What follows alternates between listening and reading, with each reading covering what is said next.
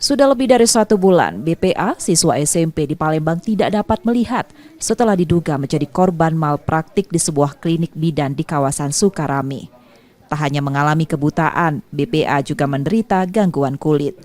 Menurut ibu korban yang melapor ke Polda Sumsel, permasalahan ini dimulai ketika BPA berobat ke klinik tersebut dan diberikan 6 jenis obat. Setelah mengkonsumsi obat-obatan itu, kondisi BPA malah memburuk dengan kulit yang melepuh dan mata yang sulit dibuka. Kondisi BPA semakin parah setiap hari hingga dinyatakan buta permanen. Ibu korban sempat meminta pertanggungjawaban dari pihak klinik, namun tidak mendapat respon. Saat ini, BPA bergantung pada BPJS Kesehatan untuk pengobatan dan keluarganya menghadapi kesulitan finansial. BPA memerlukan donor kornea untuk mengembalikan penglihatannya yang memerlukan biaya besar. Muntah-muntah, tak galak makan, itu berarti cuma tak galak makan, enak badan, karena dia muntah sering tenang, kan berobat kemana? Berobat ke bidan dekat sini.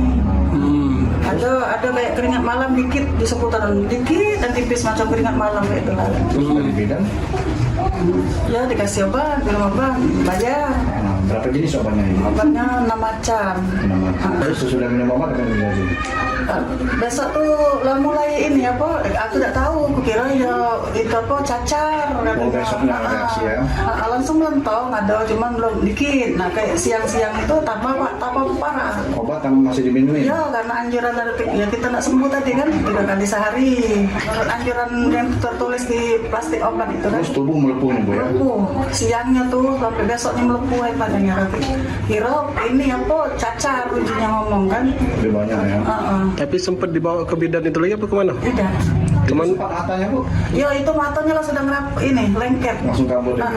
Sehari 2 hari itu di rumah ini dia lah ngerapa-rapa. Nah, tak lama itu dibilangin dari rumah sakit Meriah itu alergi obat. Oh, dibilang alergi obat. Itu pun kami tahu tuh dari rumah sakit Meriah. Anak-anakku nih mendapat keadilan main. Oh, iya. Kalau berusaha dia masih kecil, tak sekolah. Lurah setempat menyebutkan telah melakukan mediasi 2 kali antara kedua belah pihak, namun belum mencapai kesepakatan. Kemarin kita sudah ngajak pihak dari puskesmas untuk memeriksa secara langsung. Sudah kita kunjungi, sudah visit juga sini kan, dan juga upaya-upaya lain pendamping seperti ini sudah kita laksanakan juga beberapa kali juga. Ini info yang tadi benar Pak untuk korneanya akan mendampingi atau seperti apa Pak? Kalau untuk secara teknisnya kita juga belum tahu ya, karena kita tidak mengikuti sampai secara teknis dalam inian gitu kan. Kita cuma sekedar mengupayakan menengah juga. kami juga mengikuti kan Pak. Tadi belum ada kata sepakat Pak ya. Artinya masih ada kemungkinan mediasi lagi ya? Masih ada. Tidak menutup kemungkinan mediasi itu bisa dilakukan lagi, dikumpulkan lagi di kelurahan ataupun mungkin langsung ke dua belah pihak. Kini, ibu korban dan keluarga berharap agar pihak klinik bertanggung jawab. Sementara kasus ini masih dalam penyelidikan Direktorat Reserse Kriminal Umum Polda Sumsel. Reski Oktora, Muklas Diferensial, Kompas TV, Palembang, Sumatera Selatan.